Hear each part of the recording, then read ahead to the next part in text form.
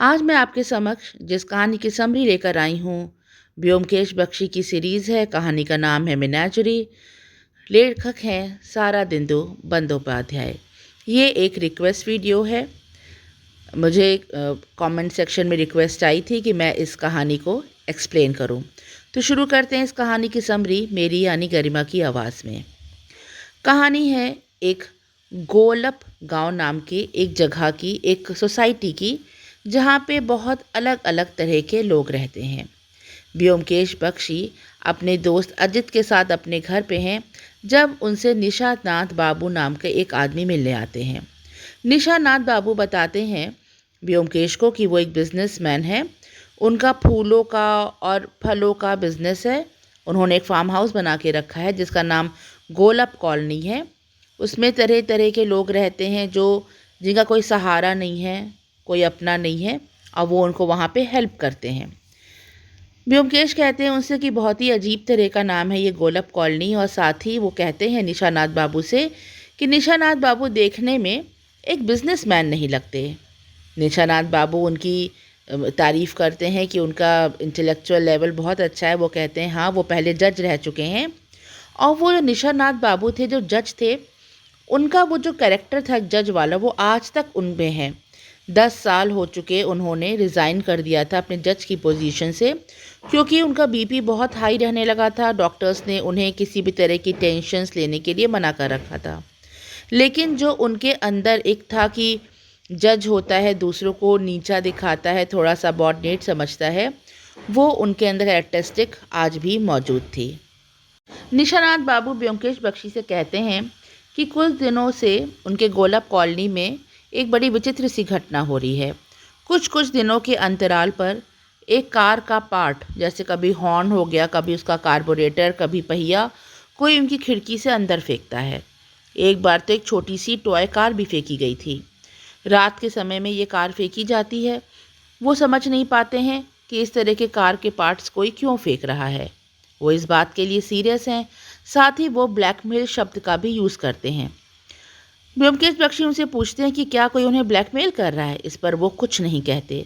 वो ब्योमकेश बख्शी को पेशगी के रूप में कुछ पैसे देते हैं, और वो कहते हैं कि वो चाहते हैं कि वो इस केस की इन्वेस्टिगेशन करें। जाते जाते निशानाथ बाबू एक बात और ब्योमकेश बख्शी से कहते हुए जाते हैं कि अगर वो फिल्म एक्ट्रेस सुनैना के बारे में कुछ जानकारी प्राप्त कर सकें तो उनकी बहुत मदद हो जाएगी। ब्योमकेश बख्शी के जो दोस्त हैं अजित बाबू, उनकी कुछ जान पहचान है फिल्म इंडस्ट्री में, तो वो लोग एक एक्ट्रेस सुनैना के बारे में पता करते हैं। उन्हें मालूम पड़ता है कि सुनैना का असली नाम नित्यकली था। वो मैरिड थी। उसने कुछ बी ग्रेड फिल्म्स में काम किया है, 2 या 3, लेकिन वो बहुत ही अच्छी अदाकारा थी।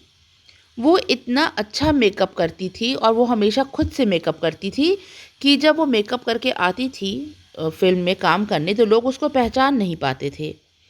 उसने एक बार फ़िल्म की हीरोइन का काम किया था, और एक बार वो मेड बनी थी। वो जो आदमी इनको बता रहा होता है इसके बारे में, सुनैना के बारे में, वो कहता है कभी किसी ने सुनैना का असली चेहरा देखा ही नहीं है कि वो कैसी लगती है।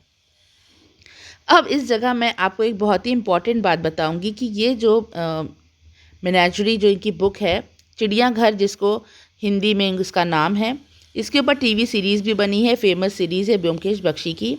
उसमें ये बहुत ही इम्पॉर्टेंट एस्पेक्ट था सुनैना का। इन्होंने ये पूरे एस्पेक्ट को ही वहाँ से हटा दिया, उस पूरी सीरीज़ से हटा दिया, जबकि ये बहुत ही इम्पॉर्टेंट पार्ट था। खैर, कई बार ऐसा करते हैं कि जो फ़िल्म की बनती है उसमें नॉवेल की आत्मा को ही हटा दिया जाता है। खैर, हम कहानी में आगे बढ़ते हैं। कोलप कॉलोनी में पानू गोपाल नाम का एक आदमी रहता है जो बहरा है, गूंगा है। उसके कान से कहते हैं मवाद निकलता है, वो रुई लगा के रखता है हमेशा कानों में, और वो वहाँ की कैटल्स के बारे में, जो वहाँ की कैटल्स हैं उसके देखभाल करता है। दूसरे हैं वहाँ पे भुजंगधर बाबू। भुजंगधर बाबू जो थे वो डॉक्टर हुआ करते थे, एक प्लास्टिक सर्जन थे, लेकिन शायद उन्होंने कभी गलत तरीके से कुछ एबॉर्शन किया था या कुछ गलत ऐसा काम किया था जिससे उनका लाइसेंस रद्द कर दिया गया। वो अब नाम के डॉक्टर हैं, और जो गोलप कॉलोनी में अब रहते हैं तो सितार बजाते हैं वहाँ पे, और संस्कृत के श्लोक वगैरह कहते रहते हैं। वो लगभग 40 साल के हैं। फिर यहाँ पे एक और ही पिक्यूलियर कैरेक्टर है जिनका नाम है मुश्किल मियाँ। मुश्किल मियाँ यहाँ के ड्राइवर हैं। मुश्किल मियाँ को भी इस सीरीज़ से हटा दिया गया है, जबकि ये कॉमिक कैरेक्टर टाइप के हैं। ये हर बात को स्टार्ट करने से पहले कहते हैं मुश्किल ये है कि ये काम ऐसे हो नहीं सकता। उनका तकिया कलाम है, इसीलिए सब ने उनका नाम मुश्किल मियाँ रख दिया है। मुश्किल मियाँ वहाँ ड्राइवर हैं, साथ में उनकी पत्नी जो हैं वो पोल्ट्री का काम देखती हैं। उनका काम है इधर उधर की बातें सुनना, और वो भी थोड़ी कॉमिक कैरेक्टर टाइप की ही दिखाई गई हैं। अगले जो कैरेक्टर हैं कहानी के वो हैं बिजॉय बाबू।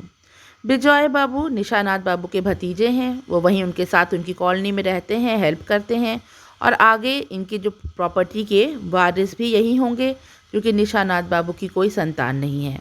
हालांकि निशानाथ की 10 साल पहले शादी हो चुकी है। दमयंती देवी नाम की एक औरत से उनकी शादी हुई थी। दमयंती देवी उनसे उम्र में काफ़ी छोटी हैं, और बिजॉय बाबू को उन्होंने पाल पोस के बड़ा किया है। अगले इंटरेस्टिंग कैरेक्टर हैं ब्रिजदास। ब्रिजदास निशानाथ बाबू के क्लर्क हुआ करते थे एक ज़माने में, जब निशानाथ बाबू जज थे। लेकिन एक बार इन्होंने कुछ हेरा फेरी की, एक रिकॉर्ड को किसी को बेच दिया और ये पकड़े गए। इन्हें सज़ा हो गई। जेल में इनका हृदय परिवर्तन हो गया और ये साधु बन गए, वैष्णव बन गए, और अब ये धर्म कर्म के कामों में रहते हैं, और वहीं रह के ये सारी जो कैटल्स हैं इनकी और ये है इसकी देखभाल करते रहते हैं। अगले बहुत ही इंटरेस्टिंग कैरेक्टर जो हैं यहाँ पे वो है नेपाल गुप्ता। नेपाल गुप्ता जो कि एक सनकी टाइप के साइंटिस्ट हैं। उन्होंने एक ज़माने में ना जाने कौन सा रिएक्शन किया था लेबोरेटरी में, जो वो रिएक्शन उनका बम की तरह फट गया और उनका आधा चेहरा जल गया। ये एक प्रोफेसर थे, लेकिन उन्हें उस कॉलेज से हटा दिया गया। इन्हें सज़ा भी हुई थी, लेकिन उसके बाद इन्हें कभी नौकरी नहीं मिल पाई। ये अपनी बेटी मुकुल के साथ वहीं रहते हैं। इनका दिमाग ऐसे तो तेज़ है, जो कि ये चेस बहुत अच्छा खेलते हैं, लेकिन जो ये कुछ कुछ मैन्योर्स और कुछ केमिकल रिएक्शन से अभी भी चीज़ें बनाते रहते हैं, ये निशानाथ बाबू को पसंद नहीं आती, जो कि सारे इनके केमिकल रिएक्शंस फेल हो जाते हैं। कभी ये पेड़ों को जला देते हैं, कभी इनके कुछ ऐसी दवाइयों से कैटल्स बीमार पड़ जाती हैं। लेकिन ये जो नेपाल गुप्ता हैं, इनके अंदर दूसरे को डोमिनेट करने की बहुत ज़्यादा आदत है। ये चाहते हैं पूरी गोलब कॉलोनी इनके अनुसार चले, इसीलिए इनकी और निशानाथ बाबू की आपस में खटपट रहती है। जब ये नेपाल गुप्ता यहाँ रहने आए थे, तब इन्होंने कोशिश की थी कि इनकी जो बेटी है मुकुल, उसकी शादी निशानाथ बाबू के भतीजे बिजॉय से हो जाए। पहले तो बिजॉय तैयार था, लेकिन फिर कुछ ऐसा हुआ कि बिजॉय शादी से मुकर गया। दरअसल हुआ क्या था कि बिजॉय को बोनोलखी नाम की एक लड़की मिल गई थी। बोनोलखी बहुत ही दुखियारी थी। उसे किसी लड़के ने बेवकूफ़ बनाया था और कलकत्ता शहर में अकेला छोड़ के उसे चला गया था। वो बिजॉय को मिल गई एक रेस्टोरेंट में चाय पीते हुए। बिजॉय उसे गोलब कॉलोनी में ले आए और उसके संग सीक्रेटली उनका अफेयर चल पड़ा। इसीलिए वो मुकुल से अब शादी करना नहीं चाहता था। बोनोलखी जो हैं, इनका जो रूम है वो डॉक्टर भुजंगर दास के रूम के बगल में ही है। ये सिलाई का काम भी करती हैं, और जब भुजंगर दास सितार बजाते हैं रात को, तब ये सुनते हुए वहाँ पर सिलाई करती रहती हैं। अब अभी तक तो इस गोलब कॉलोनी में सब कुछ अच्छा चल रहा था। थोड़ी बहुत खटपट थी, लेकिन सब कुछ अच्छा चल रहा था। लेकिन एक रात कुछ ऐसा घटा जब ये गोलब कॉलोनी एक मेनाजरे में बदल गई, मतलब एक चिड़ियाघर में बदल गई। हुआ यूँ कि एक रात निशानाथ बाबू सोए तो सुबह उठे ही नहीं। वो हाई ब्लड प्रेशर के मरीज़ थे। सबको यही लगा कि बीपी के कारण उनकी दिमाग की नस फट गई और उनकी मृत्यु हो गई। लेकिन जब ब्योमकेश बख्शी उस रूम में गए, वहाँ पे उन्होंने देखा कि किस तरह से निशानाथ बाबू सोए हुए थे। उनके पैरों में मोज़े थे, गर्म मोज़े, ऊनी मोज़े, जबकि उस समय बहुत गर्मी के दिन थे। ऊपर छत पर से एक चिड़िया का घोंसला ज़मीन पे गिरा पड़ा था और कमरे की खिड़कियाँ बंद थीं। उन्हें शक होता है कि आखिर इतनी गर्मी में कोई मोज़े क्यों पहनेगा, खिड़की बंद करके क्यों सोएगा, और ये चिड़िया का जो घोंसला है वो कैसे गिर गया। बगल के रूम में ही उनकी पत्नी सोती थी, दमयंती देवी। आखिर वो जब मरे होंगे, शायद उन्होंने कुछ हेल्प मांगी हो या कुछ आवाज़ हुई हो, दमयंती देवी ने क्यों नहीं सुनी। पुलिस इन्वेस्टिगेशन हुई, सबके बारे में पूछताछ की गई कि रात में 10 से 11 के बीच में कौन कहाँ पे था, क्या कर रहा था, तो कई राज खुल के सामने आने लगे। मालूम पड़ा कि ये जो नेपाल गुप्ता थे ये रात भर अपनी बेटी मुकुल के संग बैठ के चेस खेलते हैं। वो जो डॉक्टर साहब हैं वो सितार बजाते रहते हैं। और ये जो इनकी पत्नी है दमयंती देवी, ये ना जाने कहाँ जाती थी। दमयंती देवी पे जब काफ़ी दबाव डाला जाता है तो वो बताती हैं कि उन्हें ब्लैकमेल करने के लिए कोई चिट्ठी भेजता था। दरअसल वो जो कार के पार्ट्स घर के अंदर फेंके जाते थे वो इस चीज़ का इशारा था। ये बात भी राज खुलता है कि बहुत साल पहले लाल सिंह नाम का एक आदमी था जिसे निशानाथ बाबू ने मौत की सज़ा सुनाई थी। उसने एक आदमी का मर्डर कर दिया था। वो कार रिपेयर वर्कशॉप में काम करता था। तो उसकी पत्नी जो थी वो दमयंती देवी थी। जब ये निशानाथ बाबू उन्हें सज़ा सुनाए थे लाल सिंह को, तब दमयंती देवी अक्सर इनके घर पे आती थी यहाँ पे गोलब कॉलोनी में, और बहुत रोती थी, मदद की गुहार लगाती थी। तब ये जो बिजॉय था 14-15 साल का था और दमयंती देवी 19-20 साल की थी। बिजॉय को बहुत तरस आ गया और उन्होंने चुपचाप से एक कमरा देके दमयंती देवी को गोलब कॉलोनी में ही रहने दिया। उधर लाल सिंह को सज़ा हो गई। जब सज़ा सुनाई गई तो लाल सिंह ने अपना जूता उठा के निशानाथ बाबू के मुंह पे मारा था। बाद में उसने हाई कोर्ट में इस अपील की और उसे आजीवन कारावास की सज़ा हुई, फांसी की सज़ा माफ़ कर दी गई। अब ये लाल सिंह बाबू जो है ये गोलब कॉलोनी में आया है। दमयंती देवी को ऐसा लगता है कि वो लाल सिंह ही है और वो उनको धमकी भरी चिट्ठी लिखता है, साथ में एक कार का पार्ट फेंकता है। जिस दिन कार का पार्ट कमरे में फेंका जाता है उसी दिन दमयंती देवी को 500 रुपये गेट पे जाके चुपचाप रखने होते हैं। वो गेट पे पैसे रख के आ जाती थी। उसे कौन ले जाता था दमयंती देवी ये नहीं जानती। तो जिस रात निशानाथ बाबू का की मृत्यु हुई, उनकी एक तरह से उनका खून किया गया था, उस रात भी दमयंती देवी बाहर पैसे रखने के लिए ही गई थी। पुलिस इन्वेस्टिगेशन में कुछ चीज़ें और सामने आती हैं। जब उनके मोज़े उतारे जाते हैं निशानाथ बाबू के, तब इनके तलवों पे हल्के लाल रंग के निशान थे। व्योमकेश बख्शी तुरंत ये केस सॉल्व करते हुए पुलिस को बताते हैं कि किसी ने उन्हें मोज़े पहनाए निशानाथ बाबू को, कमरे की खिड़कियां बंद की, रस्सी से उनके पैर बांधे और ऊपर छत पे कड़ी से रस्सी डाल के उन्हें उल्टा टांग दिया। सारा खून इनका सर में आ गया। इनको हाई बीपी की प्रॉब्लम थी, सर की नस फट गई जिससे इनकी मृत्यु हो गई। फिर उन्हें वापस उतार के लेटा दिया गया। मोजे इसलिए पहनाए गए थे जिससे पैर में ज़्यादा निशान ना पड़े, शक ना हो पाए। लेकिन कातिल जो था उसने एक गलती कर दी, मोजे उतारना भूल गया, वो हड़बड़ी में था। दमयंती देवी पैसे देने गई थी ब्लैकमेल के, इसीलिए वो कमरे में नहीं थी। अब यहाँ पे ब्रिजदास जो हैं, जो कि अब साधु बन गए हैं, वो एक नया राज खोलते हैं। वो बताते हैं व्योमकेश बख्शी को कि दरअसल दमयंती देवी की और निशानाथ बाबू की शादी कभी हुई नहीं थी। वो लोग ऐसे ही लिव इन रिलेशनशिप में रहते थे 10 वर्षों से, इसलिए उनकी कोई संतान भी नहीं थी। और ये राज जो था वो सिर्फ उन्हें ही पता था और बिजॉय को, मीन्स उनके भतीजे को पता था। अब बिजॉय से मालूम पड़ता है कि बिजॉय ने जो है ये राज नेपाल बाबू, यानी कि वो जो प्रोफेसर थे, उन्हें और उनकी बेटी मुकुल को भी बता दिया था। अब क्योंकि जो बिजॉय था इसका अफेयर चल गया था बोनोलॉखी से, वही जो अबला नारी थी जिसको ये लेकर आए थे कलकत्ते से, इसीलिए ये राज बोनोलॉखी को भी पता था।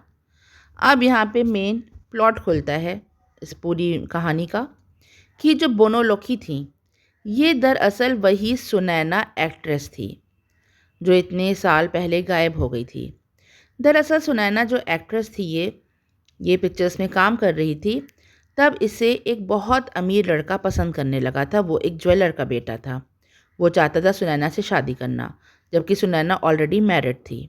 अब ये मैरिड किससे थी?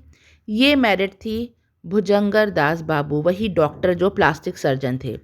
इसीलिए वो इतना अच्छा मेकअप कर देते थे उसका कि जब वो स्टेज पे आती थी तो लोग उसको पहचान नहीं पाते थे। इसीलिए सुनैना का असली चेहरा किसी ने देखा ही नहीं था और वो हर पिक्चर में एक अलग लुक में ही आती थी और हमेशा खुद से मेकअप करके वो वहाँ पर आती थी कि जहाँ शूटिंग हो रही होती थी। ये दोनों जो हस्बैंड वाइफ थे, इन लोग की बहुत अच्छी निपटी थी। लेकिन क्योंकि वो अमीर आदमी इसके पीछे पड़ गया सुनैना के बुरी तरह, इसीलिए ये जो भुजंगा दास बाबू थे इन्होंने निकोटीन का जहर दे के उस आदमी को मार दिया था और प्लास्टिक सर्जरी से इसने सुनैना का चेहरा बदल दिया था और ये दोनों नाम बदल कर यहीं पे यहाँ गोल्डअप कॉलोनी में रहते थे। दोनों पति पत्नी थे। बोनोलुकी जो बन के रह रही थी सुनैना, इसका जब अफेयर हो गया था बिजॉय से, तब बिजॉय ने ये बात बता दी थी उसे कि उसके जो मीन्स ताऊ जी हैं निशानाथ बाबू, उनका और दमयंती देवी का कोई पति पत्नी का रिश्ता नहीं, वो मैरिड नहीं, वो लिव इन रिलेशनशिप में हैं। इसी बात का फ़ायदा उठाया था सुनैना और उसके पति ने और 500 रुपये वही लोग मांगते थे लाल सिंह का नाम लेके, क्योंकि अंदर की सारी बातें बिजॉय उन्हें बता रहा था। जब ब्योमकेश बख्शी बताते हैं दमयंती देवी को कि जो लाल सिंह है उनका पति दमयंती देवी का, वो तो 2 साल पहले ही जेल में ही मर चुका, वो जेल से अपनी सज़ा पूरी करके बाहर आ ही नहीं पाया। तब दमयंती देवी को बड़ा दुख होता है कि वो इतने सालों से पता नहीं कितने रुपए ब्लैकमेलर को देती चली आ रही थी। जब ये बात सबके सामने में खुल जाती है तो ये जो भुजंगा दास बाबू थे ये चुपचाप से अपने हाथ से कुछ टैबलेट निकालते हैं और वो खुद भी खा लेते हैं और सुनैना या जिसका नाम बोनोलुकी है उसके मुंह में भी रख देते हैं। वो साइनाइड था, दोनों वहीं खा के मर जाते हैं। अब ये जो निशानाथ बाबू थे ये सुनैना को ढूंढने के लिए क्यों कह रहे थे, ये बात राज रह जाती है कि क्या सुनैना उनको भी ब्लैकमेल करके अलग से पैसे उनसे भी ले रही थी और दमयंती देवी से भी ले रही थी। ये बात राज नहीं खुलता कि और क्या क्या या उनके और सुनैना के भी कुछ रिश्ते थे या क्या था। लेकिन कहानी बहुत ही इंटरेस्टिंग थी। ये आप एक बार पढ़ के ज़रूर देखें, पढ़ने में कहानी बहुत इंटरेस्टिंग है। मैंने कोशिश की है इसको शॉर्ट और इजी वे में एक्सप्लेन करने की। कहानी आपको कैसी लगी कमेंट सेक्शन में ज़रूर बताएं। अच्छी लगी हो तो इसे लाइक ज़रूर करें और जुड़े रहें मेरे चैनल सुनो कहानी से। Thanks for listening. Bye for now.